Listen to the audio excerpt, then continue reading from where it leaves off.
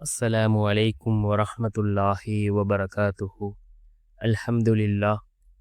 الحمد لله الذي نحمده ونستعينه ونستغفره ونؤمن به ونتوكل عليه. أما بعد.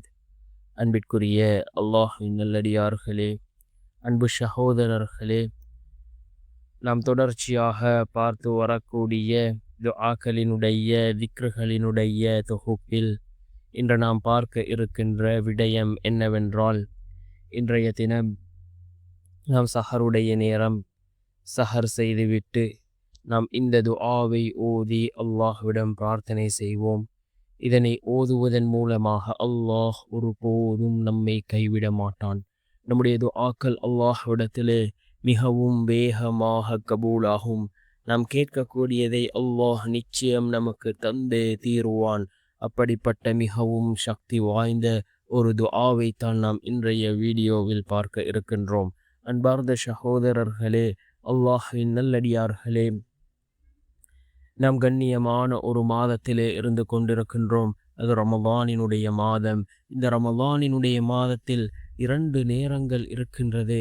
அந்த நேரங்களில் நாம் கேட்கக்கூடிய துஆக்கள் அல்லாஹ்விடத்திலே கபூலாகின்றது.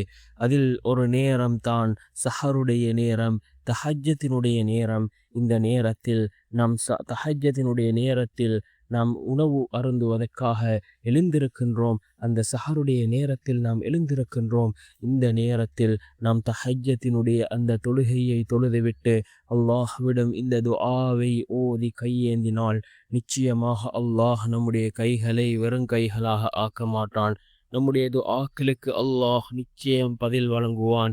அப்படிப்பட்ட மிகச்சிறந்த பொறுமதியான ஒரு நேரம் இந்த தஹஜ்ஜத்தினுடைய நேரமாக இருந்து கொண்டிருக்கின்றது.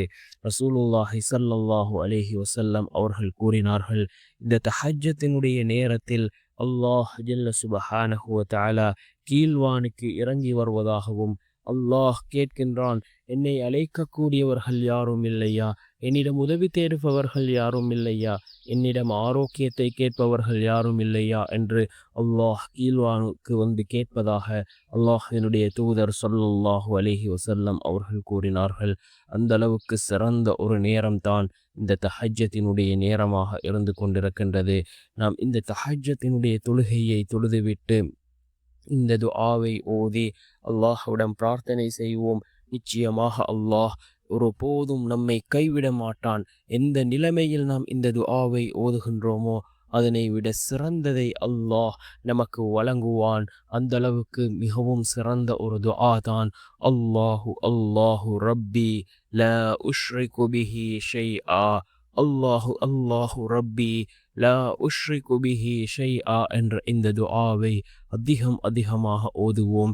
எந்த இக்கட்டான சூழ்நிலைகளில் இருந்தாலும் இதனை ஓதி நாம் அல்லாஹ்விடம் பிரார்த்தனை செய்வோம். அந்த நிலைமைகளை அல்லாஹ் மாற்றி வைப்பான்.